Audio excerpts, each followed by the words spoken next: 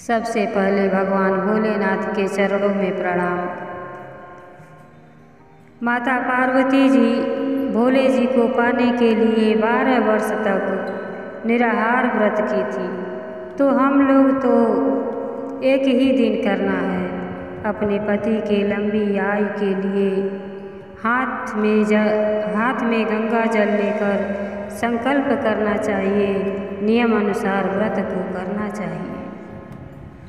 एक वो शेर शनि थी। शेर भगवान भोलेनाथ माता पार्वती जी के सच्चे भक्त थे। शेर जब भी शिव चर्चा होता था वहाँ पहुँच जाते और ध्यानपूर्वक कथा सुनते। दिल में भगवान को बसा लिए थे। हर हमेशा याद करते थे कि ना जाने मैं उस जन्म में क्या बिगाड़ा था कि शेर का जन्म मिला। हे भगवान भोलेनाथ माता पार्वती जी, मुझे अगले जन्म में मनुष्य बनाना ताकि मैं भजन कीर्तन पूजा पाठ कर सकूं। यही पिताजी से प्रार्थना करते थे। और शेरनी जो थी वह केवल अपने खाने के बारे में ही सोचती थी। पूजा पाठ में मन नहीं लगता था। तो गुरु भाई बहना एक दिन शेर शिव चर्चा में अर्जी लगाने चले गए थे। तो शाम को घर आए तो शेरनी बहुत नाराज हुई। कि आप कहाँ जाते हो, मुझे बताते नहीं हो। तो शेर कहे कि मैं तुमसे क्या बताऊं, तुम तो देवी देवताओं को नहीं मानती हो, खाली मांस खाने में लगी रहती हो। तब शेरनी कहती है कि आप बताओ कहाँ जाते हो, मैं भी चलूँगी। तब शेर कहता है कि आज तीज का व्रत है, सारी औरतें मंदिर में जा रही हैं, अपने पति के लंबी आयु के लिए व्रत रखी है, पूजा अर्चना करने। तो मैं भी भगवान भोलेनाथ के मंदिर में जाऊंगा और पूजा पाठ करूंगा, किस्सा सुनूंगा और निर्जला व्रत रहूंगा। तुम तो कुछ नहीं करती। तब शेरनी कहती है कि मैं भी व्रत रखूंगी और आपके साथ चलूंगी। गुरु भाई बहना शेर शेरनी भगवान के मंदिर में जाते हैं, चुपचाप बैठकर पूजा पाठ करते हैं, ध्यान भगवान में लगाते हैं। मंदिर में सारी औरतें पूजा पाठ करती हैं, भजन कीर्तन करती हैं, किस्सा कहानी कहती हैं, सुनती हैं। तो शेर शेरनी को भूख लग जाती है। बार बार शेर को उठाती है कि ए जी सुनिए, मुझे बहुत ज़ोर से भूख लगी है। ए जी सुनिए, मुझे बहुत ज़ोर से भूख लगी है। तो शेर कहते हैं कि ना के तुमको मैं यहाँ ले आया, न किस्सा सुनती हो न सुनने देती हो। शेर जब परेशान हो जाते हैं तो शेरनी को लेकर आते हैं। नदी के किनारे एक लाश पड़ी रहती है। वह ऊपर से तो बहुत सुंदर है, स्त्री का शव है, लेकिन अंदर का काया ठीक नहीं है। शेर कहते हैं शेरनी से कि जाओ, लाश पड़ी है, खा लो। गुरु भाई बहना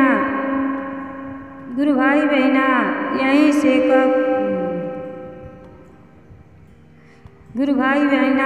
से कहल जाला कि मनुष्य के जन्म पाकर कुछ अच्छा करना चाहिए, कि मरने के बाद भी सभी लोग नाम लें। लाश स्त्री का था, लेकिन कौवा चिड़ै भी नहीं खाते थे। तब शेर कहते हैं कि जाओ, तुम्हें भूख लगी है तो उस स्त्री का सर खा लो। तब शेरनी सिर के पास जाती है तो छूती है सर को, तो सर में से बदबू आता है और शेर से कहती है, सुनिए जी, मेरा मन नहीं कर रहा है। तब शेर कहते हैं कि मंदिर में बैठने नहीं दी थी और यहाँ नखड़ा कर रही हो। तो गुरु भाई बहिना, यहाँ एगो गाना के तर्ज बा, सिरवा तय तना सुंदर सखिया, सिरवा तय तना सुंदर सखिया, सिरवा तय तना सुंदर सखिया, मुहावा तय तना सुंदर सखिया, कबो नाई कैली बोल जी के दर्शनमा, अखिया तय तना सुंदर सखिया, कबो नाई कैली बोल जी के दर्शनमा, मुहावा तय तना सुंदर सखिया, कबो नाई लियली राम के नमा। तब फिर शेर कहते हैं कि अरे जाओ, हाथ का ही मांस खा लो। शेरनी जाती है, हाथ पकड़ती है तो हाथ के अंदर से बदबू आता है, वहाँ से हट जाती है और शेर से कहती है कि मेरा मन नहीं कर रहा है कि हाथ का मांस खाऊं। फिर कहती है, हाथावा तय तना सुंदर स्वामी जी, हाथावा तय तना सुंदर स्वामी जी, कबहू न कैली भिक्षादान, हाथावा तय तना सुंदर स्वामी जी, कबो नाई कैली पूजा पाठ। तब फिर शेर कहते हैं कि जाओ पैर के मांस खा लो।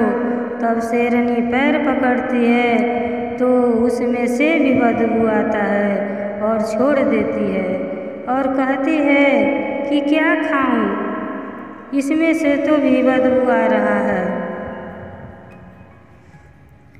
यहाँ भी गाना का तर्ज है, पैरवा तय तना सुंदर स्वामी जी, पैरवा तय तना सुंदर स्वामी जी, नाई कैली तीर्थ धाम, पैरवा तय तना सुंदर स्वामी जी, पैरवा तय तना सुंदर स्वामी जी, नाई कैली गंगा स्नान। शेर के साथ शिव चर्चा में जाने के कारण शेरनी का भी मन बदलने लगा और वह धीरे धीरे सुधर गई। उसका तीज व्रत भी खंडित नहीं हुआ और दोनों प्रेम पूर्वक रहने लगे। उनका सुहाग भी मिल गया। हर हर महादेव, घर घर महादेव।